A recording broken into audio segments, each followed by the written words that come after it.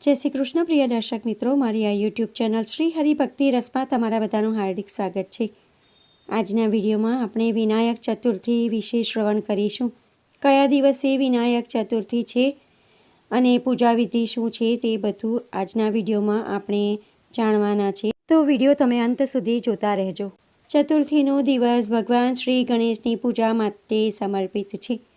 ભગવાન શ્રી ગણેશને વિઘ્નહર્તા કહેવામાં આવે છે, કારણ કે તેઓ તેમના ભક્તોની બધી મુશ્કેલીઓ દૂર કરે છે અને તેમની મનોકામનાઓ પૂર્ણ કરે છે। જો તમારા જીવનની ઘણી સમસ્યાઓ ચાલી રહી હોય અને કોઈ ઉકેલ મળતો ન હોય, ત્યારે તમારે ભગવાન શ્રી ગણેશની પૂજા કરવી જોઈએ। ભગવાન શ્રી ગણેશને પ્રસન્ન કરવા માટે ઘણા લોકો આ દિવસે વ્રત પણ રાખે છે। ભગવાન શ્રી ગણેશની આ દિવસે વિશેષ પૂજા કરવામાં આવે છે। ધાર્મિક વિધિ વિધાન પ્રમાણે વિનાયક ચતુર્થીનું વ્રત અને ઉપવાસ કરવામાં આવે તો ભગવાન ગણેશ રિદ્ધિ સિદ્ધિ અને વિદ્યાનું વરદાન આપે છે। આ દિવસે ભગવાન ગણેશના 12 નામનો જપ કરવાથી ભગવાન ગણેશ પ્રસન્ન થાય છે। હવે આપણે વિનાયક ચતુર્થીના વ્રત અને મુહૂર્ત વિશે શ્રવણ કરીશું। વર્ષ 2026માં ફાલ્ગુન માસના શુક્લ પક્ષમાં આવતી ચતુર્થી તિથિ 21 ફેબ્રુઆરી 2026 અને શનિવારના રોજ ઉજવવામાં આવશે। આ દિવસે તમારે વ્રત રાખવું અને ઉપવાસ કરવો।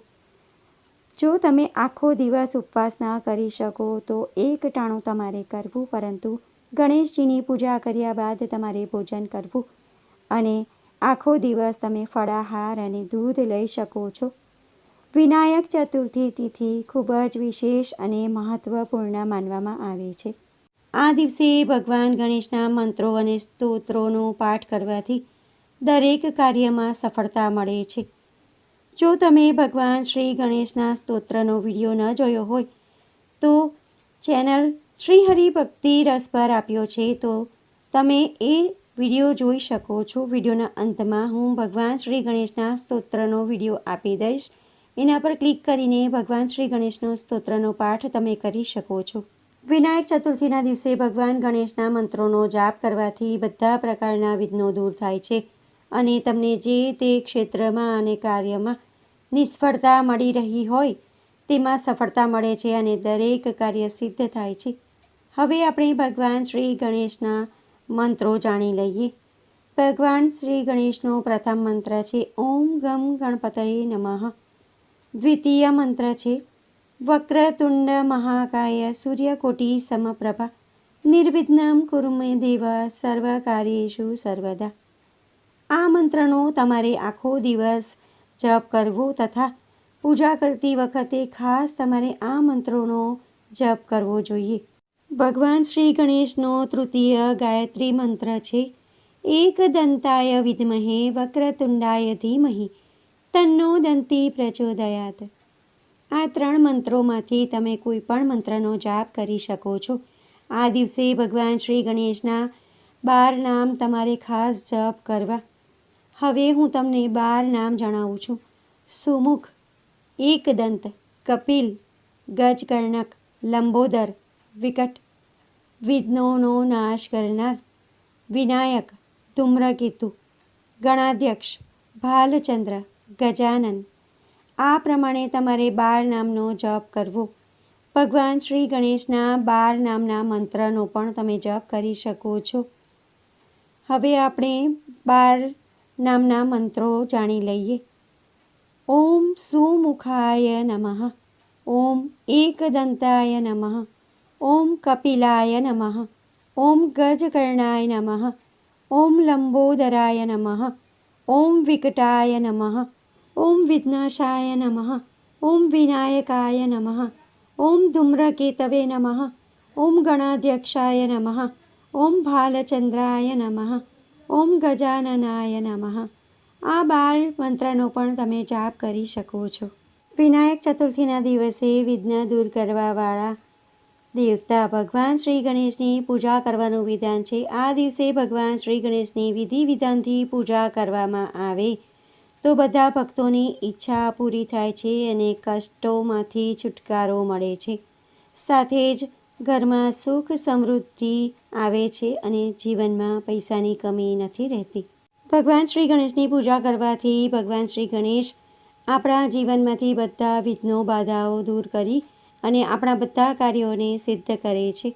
કોઈ પણ નવા કાર્યની શરૂઆત કરવાની હોય તો ભગવાન શ્રી ગણેશના દિવસે કાર્યની શુભ શરૂઆત કરી શકાય છે. ભગવાન શ્રી ગણેશને બુદ્ધિ અને વિવેકના દેવતા માનવામાં આવે છે. આ દિવસે તેમની પૂજા કરવાથી બુદ્ધિમાં વૃદ્ધિ થાય છે.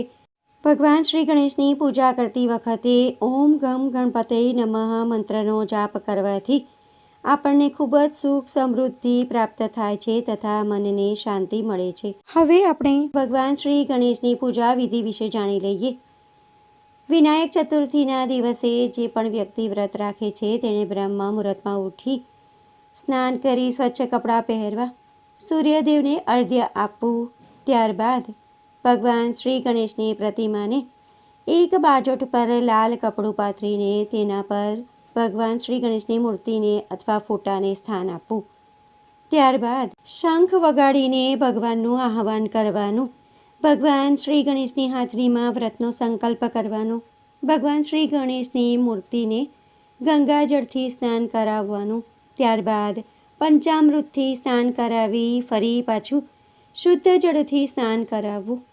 તેમને ચંદન, કંકુ, અક્ષત અને ફૂલોથી શૃંગાર કરવો અને તેમને વસ્ત્રો પહેરાવવા. તેમને દુર્વા ખૂબ જ પ્રિય છે તેથી તેમને દુર્વા પણ અર્પણ કરવાનું. ત્યારબાદ ધૂપ દીપથી તેમને પૂજા કરવાની. દીપ પ્રગટાવી ભગવાન શ્રી ગણેશની આરતી કરવી. ભગવાન શ્રી ગણેશને મોદક ખૂબ જ પ્રિય છે, લાડુ ખૂબ જ પ્રિય છે. તેથી ભોગમાં મોદક, લાડુ, નાળિયેરનો પ્રસાદ ધરાવવો. કોઈ પણ ફળનો પ્રસાદ તમે ધરાવી શકો અથવા તો મીઠાઈનો પ્રસાદ પણ તમે ધરાવી શકો છો. ત્યારબાદ ભગવાન શ્રી ગણેશનો થાળ ગાવો અને પૂજા કરતી વખતે ભગવાન શ્રી ગણેશના મંત્રનો જાપ કરવો તથા આખો દિવસ ભગવાનનું નામ જપ કરવું. તમે ભગવાન શ્રી ગણેશના 108 નામનો પણ જપ કરી શકો છો. પૂજા પતે ત્યારબાદ પ્રસાદ અડોશ પડોશમાં વહેંચી દેવો તથા આ દિવસે દાનનું પણ ખૂબ જ મહત્ત્વ છે તો તમારે ગરીબોમાં યથાશક્તિ અન્નદાન અને વસ્ત્રદાન કરવું જોઈએ. હવે આપણે આ દિવસે જે ઉપાયો કરવાના છે તેના વિશે શ્રવણ કરીશું. જો કોઈ વ્યક્તિના વિવાહ થતા ના હોય તો વિવાહ યોગ્ય યુવક યુવતીએ પોતાના રૂમમાં ભગવાન શ્રી ગણેશની મૂર્તિ અથવા ફોટો લગાવી પૂજા કરવી જોઈએ. શ્રી ગણેશ ચાલીસાનો પાઠ નિયમિત રૂપે કરવાથી વિવાહમાં આવતી બાધાઓ દૂર થાય છે. વિવાહ માટે ભગવાન શ્રી ગણેશના મંદિરમાં જઈને ભગવાન શ્રી ગણેશના દર્શન કરવા જોઈએ જેનાથી વિવાહના યોગ જલ્દીથી બને છે. ભગવાન શ્રી ગણેશની પૂજા કરવાથી કારોબારમાં વૃદ્ધિ થાય છે. તમારી દુકાન અથવા જ્યાં તમે કાર્ય કરતા હોય ત્યાં ભગવાન શ્રી ગણેશની મૂર્તિ સ્થાપિત કરવાથી કારોબારમાં વૃદ્ધિ થાય છે. તમારા વેપાર કારોબાર દુકાનના સ્થળ પર ભગવાન શ્રી ગણેશનો યંત્ર સ્થાપિત કરવાથી ધનનો લાભ થાય છે. ભગવાન શ્રી ગણેશને હળદરનું તિલક કરવાથી કારોબારમાં સફળતા મળે છે. તો ભક્તો, આજના આ વિડીયોમાં આપણે ભગવાન શ્રી ગણેશની પૂજા કેવી રીતે થાય તે વિધિ જાણી, મંત્રો જાણ્યા અને આ દિવસનું મહત્ત્વ જાણ્યું. આ દિવસે કયા ઉપાયો કરવાના તેના વિશે પણ આપણે શ્રવણ કર્યું. આશા કરું છું કે વિડીયો તમને પસંદ પડ્યો હશે અને ઉપયોગી લાગ્યો હશે. જો તમને વિડીયો પસંદ પડ્યો હોય તો વિડીયોને લાઇક કરી બીજા બધા લોકો સુધી વિડીયોનો પ્રચાર કરજો જેથી તે પુણ્યના પણ તમે ભાગીદાર થાવ અને બીજા બધા લોકો સુધી પણ જાણકારી પહોંચી શકે. કમેન્ટમાં જય શ્રી ગણેશ જરૂરથી લખજો. ફરી મળીશું નવા વિડીયો સાથે. ત્યાં સુધી બધા ભક્તોને મારા જય શ્રી કૃષ્ણ. જય શ્રી ગણેશ. વિડીયો જોવા માટે